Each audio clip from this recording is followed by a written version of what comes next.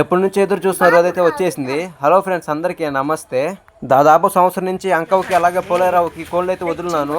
ఈరోజు అవ్వకి సమర్పించే రోజు అయితే వచ్చేసింది. ఇంకైతే మేము అన్ని రెడీ చేసుకుని అయితే ఇంకా బయలుదేరేసి అంకవ్వ గుడికాడికి. ఇంటి దగ్గర నుంచి అంకవ్వ గుడికాడికి మా ప్రయాణం ఎలాగుందో అయితే చూడండి.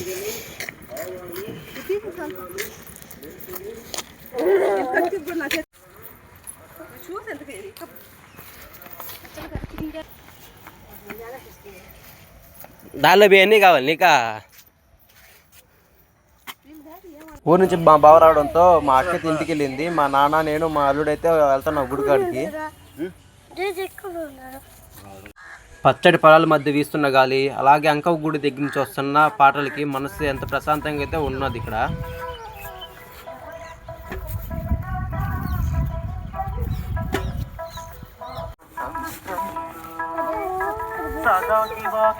గుడి దగ్గరికి రాగానే ఇంకా కోళ్ళు ఒక పక్కన అయితే కట్టేసాము. ఇంకైతే ఇక్కడ వాతావరణం అయితే చూడండి ఎలాగుంటుందో.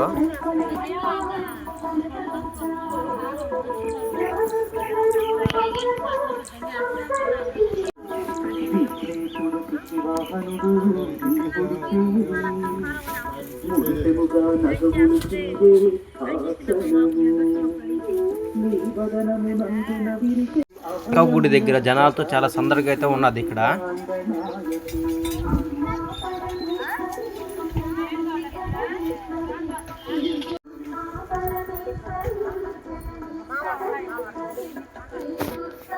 ఇక్కడైతే మా నాయన మల్లుడితో అయితే మీటింగ్ పెట్టినాడు. అంకవ్వకి ఇక్కడ పూలు కుట్టే వాళ్ళు పూలు కుడతా ఉంటే ప్రదక్షిణ చేసేవాళ్ళు ప్రదక్షిణ చేస్తూ ఉన్నారు. అంతా కోలాహలంగా ఉంది గుడి దగ్గర అయితే చాలా వరకు. ఇక్కడ రాజన్న అయితే అవ్వకి కోళ్ళు సమర్పించడానికి అయితే కత్తి బాగా అయితే నూరుతా ఉన్నాడు. ఇంటికి వెళ్ళి దబ్బర తీసుకొస్తుంటే దారిలో ఈ కర్రని దాటినాడికి మా అల్లుడు పడే ఇబ్బంది అయితే ఒకసారి చూడండి.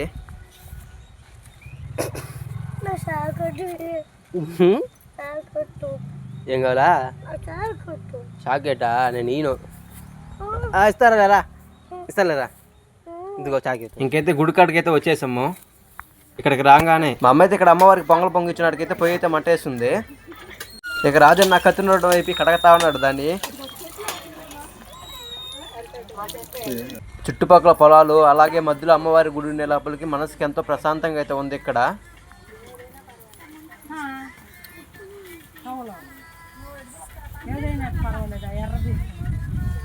ఫైనల్గా అమ్మవారికి కోళ్ళని సమర్పించే సమయం అయితే వచ్చేసింది.